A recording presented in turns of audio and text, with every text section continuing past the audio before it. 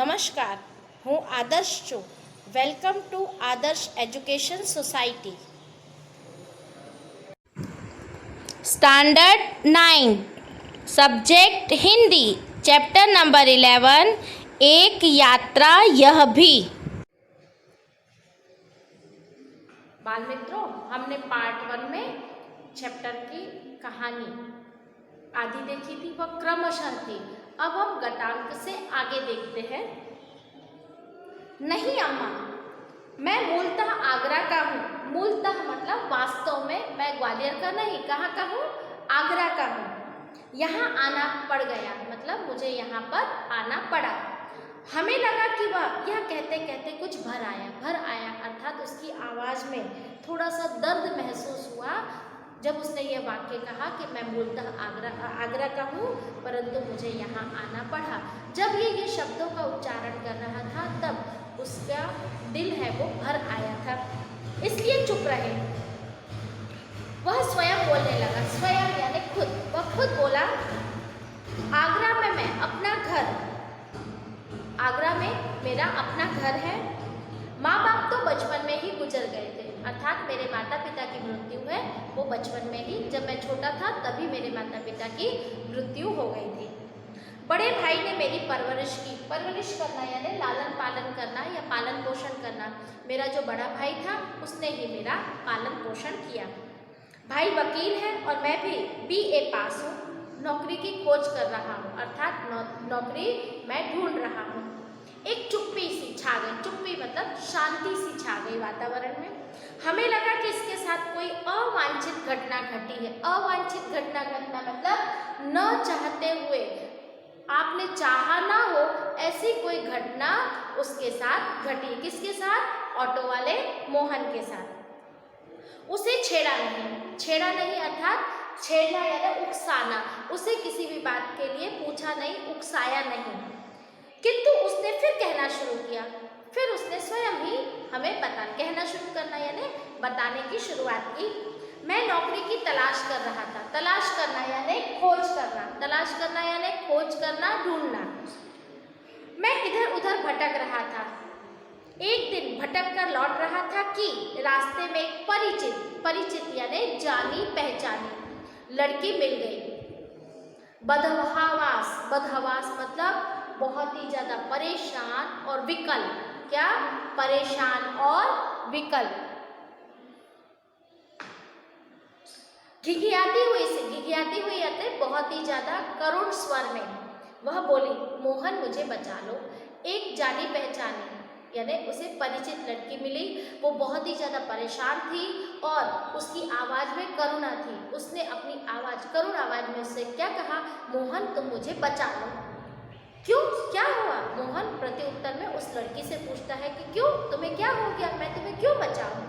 मेरे माँ बाप एक अधेड़ के साथ मुझे बेच रहे.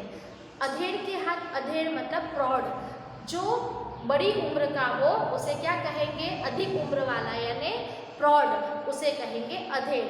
अधेड़ उम्र के व्यक्ति के साथ या व्यक्ति के हाथों में मुझे बेच रहा है. मैं कुएं में गिरकर जान दे दूंगी किंतु उस खूसट अधेड़ से शादी नहीं करूंगी. खूसट यानी बहुत ही ज़्यादा अप्रिय मतलब जो आपको अच्छा ना लगे उसे हम कहते हैं ये बहुत ही ज़्यादा खूसट है. अर्थात ऐसा अप्रिय जो उसकी उम्र से बहुत ही ज़्यादा बड़ा है उसके हाथ में उसको बेचा जा रहा था.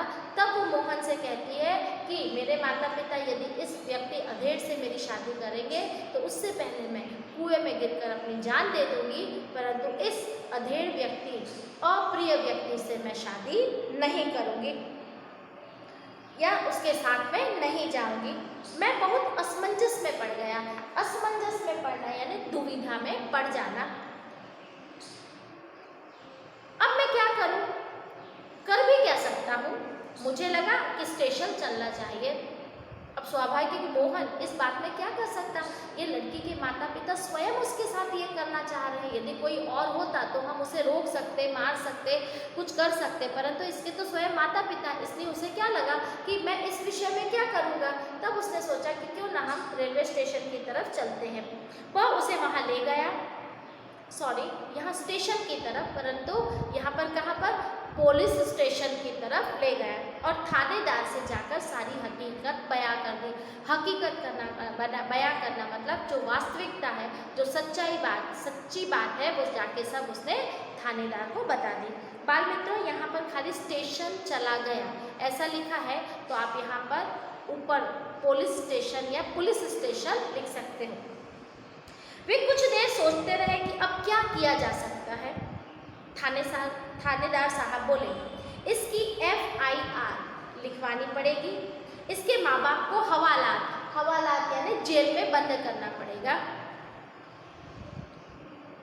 लेकिन फिलहाल चिंता इस लड़की की है कि आखिर इसके लिए क्या किया जाए।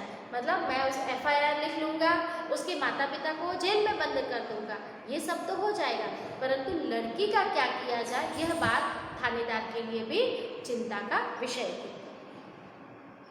एक छोटी सी चुप्पी के बाद एकाएक बोले, एकाएक मतलब अचानक बोल पड़े, तुम्हारी शादी हो गई है?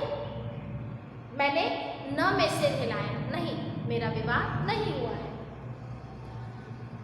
तो बोले, तुम इससे शादी क्यों नहीं कर लेते?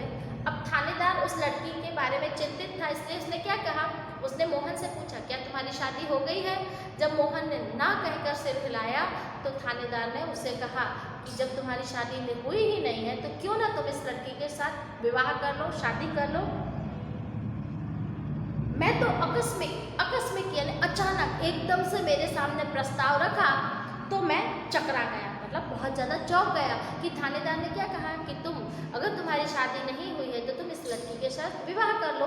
तो अचानक से जब मेरे सामने ये बात आई, तो किसके, मोहन के सामने बात आई, तो एकदम से अचंभित हो गया, उसका सिर चकराने लगा। किंतु पल भर यानी एक ही पल के बाद उसे ऐसा लगा कि इसमें बुराई क्या है, यानी खराबी क्या है। मैंने कहा, सर इससे तो पूछ लीजिए। ठीक है, मैंने सोचा कि इस लड़की से विवाह करने में कोई मुझे बुराई नज़र नहीं आती है या खराबी नज़र नहीं आती, मैं तैयार हूँ, पर क्या यह लड़की भी मेरे साथ विवाह करने के लिए तैयार है? पहले यह बात तो आप उससे पूछ लीजिए। थानेदार ने उससे पूछा तो उसने स्वीकृति सूचक सिर हिला दिया। लेकिन स्वीकृति सूचक यानी हाँ में सिर हिलाना। थानेदार ने लड़की से पूछे, तो क्या तुम मोहन के साथ विवाह करना चाहोगी? तो उसने हाँ में अपनी स्वीकृति दे दी, अर्थात अपनी हाँ बताई। लेकिन क्या मोहन? मोहन ने पूछा लेकिन, तो उसके बदले में थानेदार ने उससे पूछते हैं कि आखिर तुम क्या कहना चाहते हो, कौन सी बात बताना चाहते? बाबूजी, लेकिन यह कि भाभी अपनी बहन से मेरी शादी करना चाहती थी, बात तय हो चुकी है। वह कहता है कि मैं इस लड़की के इससे शादी तो कर लूँगा, परंतु जो मेरी भाभी है उसने अपनी बहन के साथ मेरा विवाह है वो निश्चय करके रखा है, तय करके रखा, उसका मैं क्या करूँगा? फिर बाबूजी मैंने सोच लिया, मतलब मोहन खुद ही किससे, थानेदार से कहता है कि मैंने सोच लिया कि भाभी की बहन को तो और भी अच्छे आदमी मिल जाएंगे, उससे शादी कर लेगी, वहाँ कोई संकट भी नहीं है, संकट यानी वहाँ पर तो कोई ऐसी परेशानी नहीं है कि जिसके कारण उसकी भाभी की बहन का विवाह रुक सके, क्योंकि वह उसके माता पिता तो ऐसे नहीं हैं, जाने का संकट ही नहीं, अर्थात कोई परेशानी ही नहीं है। लेकिन इस लड़की की ज़िंदगी खतरे में है, मतलब इस लड़की की जीवन है वह बहुत ही ज़्यादा मुश्किल में पड़ा हुआ है। भाभी की बहन को तो दूसरा लड़का मिल जाएगा, परंतु इस लड़की की यदि मैं इसके साथ विवाह नहीं करूँगा तो इसकी ज़िंदगी है बर्बाद हो जाएगी, पूरी तरह से खराब हो जाएगी। लड़की सुंदर भी है, परिचित भी है, और सबसे अहम बात यानी खास बात यह है कि वह संकट में है, वह बहुत बड़ी परेशानी में है। इससे विवाह करना प्रीतिकर होगा, प्रीतिकर होना यानी सही होगा। यदि मैं इससे विवाह करता हूँ, यह लड़की मुश्किल में पड़ी हुई है, बहुत ही ज़्यादा परेशानी में है, तो यदि मैं इससे शादी कर लेता हूँ तो यह बहुत ही अच्छी बात होगी और मानवीय भी है, अर्थात मानवतापूर्ण कार्य भी होगा कि यदि कोई लड़की मुसीबत में फंसी है तो हमें उसको बचाना हमारा कर्तव्य है, तो यह बात पूरी तरह से सही होगी। फिर उसके मन में एक विचार, बाबूजी मैंने सोचा फिर लेकिन हाँ, अब समस्या यानी परेशानी, यह है कि विवाह तो एकदम ना हो जाएगा, मतलब एकदम से तो शादी नहीं की जा सकती है। यदि लड़की घर गई तो फिर वही बेच दिए जाने का संकट पड़ जाएगा। यदि लड़की को वापस भेजा जाए कि वह विवाह करने के लिए तो तैयार था, परंतु यदि वो लड़की को अपने घर वापस भेजता है तो उसके पिता है उसे भेज देगा, उसे वापस आने ही नहीं देगा। मैं साथ ले जाऊं तो भैया भाभी नाराज होंगे। यदि मैं इस लड़की को अपने साथ लेकर जाता हूं तो मेरे भाई भाभी को बहुत ही ज़्यादा गुस्सा होंगे। इसके माँ बाप मेरे ऊपर लड़की भगाने का केस कर देंगे, अर्थात उसके माता पिता क्या कहेंगे कि तुमने जानबूझकर एक बालिग लड़की को भगा दिया है। Thank you for joining us.